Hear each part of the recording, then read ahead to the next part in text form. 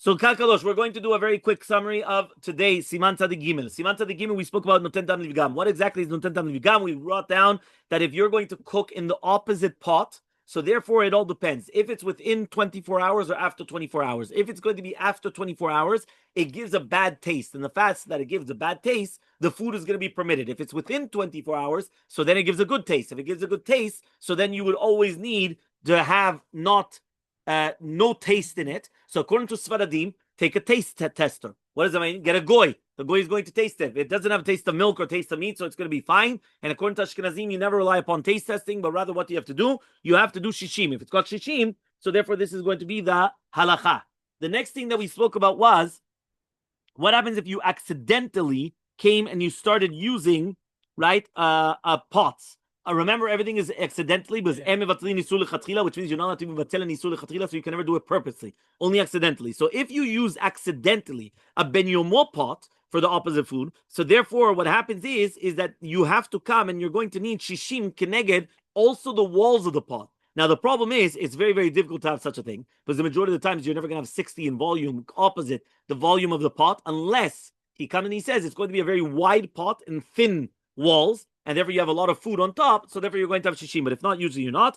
And the shishim is required against the volume of it, because another heter is, what happens if you only had one kazait of meat in the pot beforehand? So you only need the shishim keneged that one kazait. Why? Because the pot could not have absorbed more than a kazait. So therefore, when you're going to now come to put the milk accidentally the next time, you only need shishim keneged the kazait of the meat that you had before, and you don't have it. No, it's not pagum. This is within pagum. No, it's not basar pagum. It's basar that was be'en. This is within 24 hours. Next. No, why is it pagum? No, it's within 24 hours. Within 24 hours.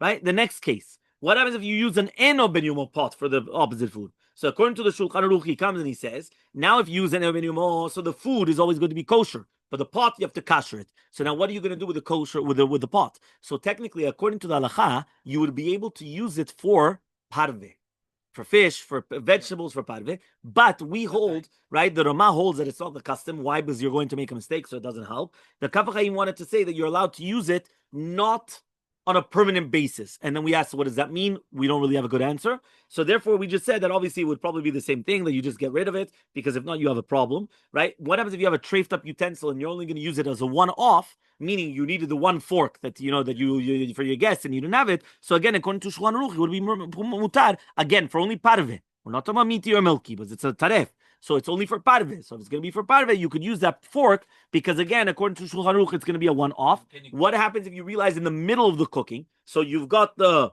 chavita, right? You've got the omelet with the cheese, and all of a sudden you say, hey, I'm doing it in a meaty thing. Immediately you have to change it to a milky. Why? Because if you're going to continue, you're not allowed to do that. So you have to change it right away, right? That's what you have to do. And therefore you're going to still have to come and, how do you call this? If it's going to be, you have to do hagalah to the pot. Obviously, if it's going to be ben yomo, then you would have a problem then, because this is what I think maybe you were mitkaven, Jordan, that if it was ben yomo, so now this omelet already became asur. If it became asur, so now I can't put it into a milky pot. Obviously, it's only if it was eno ben yomo that it's not going to make it asur. Now I could come and I could transfer it to a milky pot. What about modern day pots? So we spoke about the science of modern day pots, because we went and we said maybe nowadays modern day pots don't absorb anything. And if they don't absorb anything, there shouldn't be a problem. So we said scientifically, we actually said that usually they do not absorb, but they hardly absorb. They absorb bikoshi.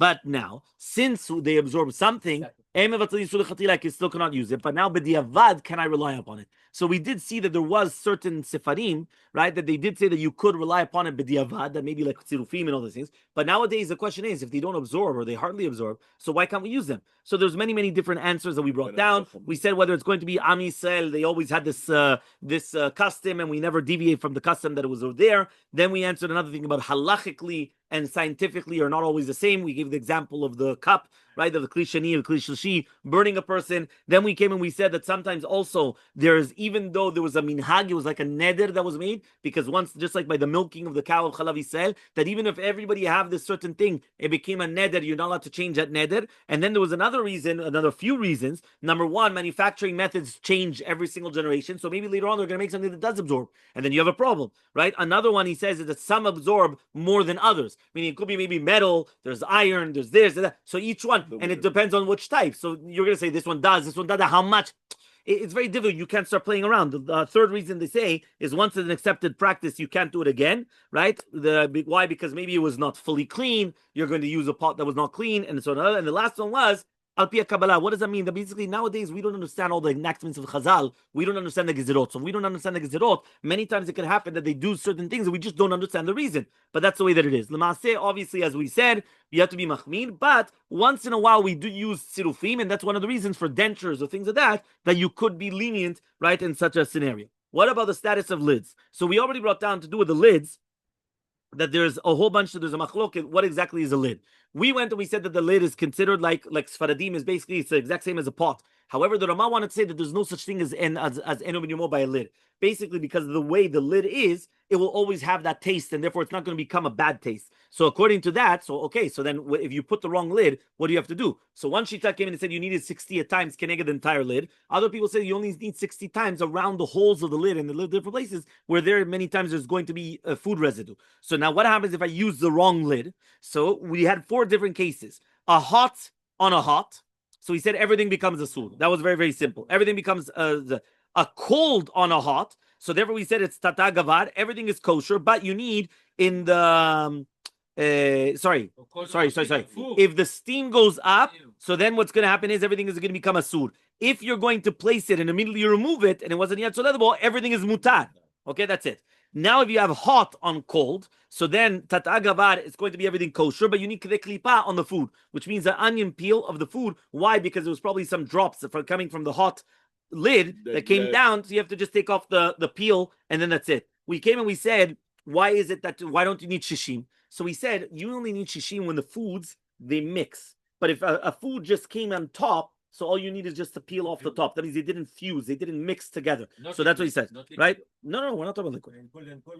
Yeah, and then we said there's common applications, right? We did say that cold on cold is going to be, or if it's going to be a hot on hot, but it's empty. It's an empty and empty. So that we said is like 2 pots coming together, so there's no problem. Cold on cold, obviously there's no problem. And then the last thing was the common applications that we spoke about, that we said if you have a cholent that came in and dropped on a dairy counter, since the counter was cold and the cholent, there's droplets, you just wipe it off, no problem. If you place the hot lid on the dairy counter, according to the Rama, there's no problem because the drops are considered kli sheni. According to Shach, you have to kasher the counter. If you lift the cholent lid, and now some of the drops fall on top of the food. So again, if the food is a liquid, you need shishim. If the food is a solid, kedek klipa, and you're done.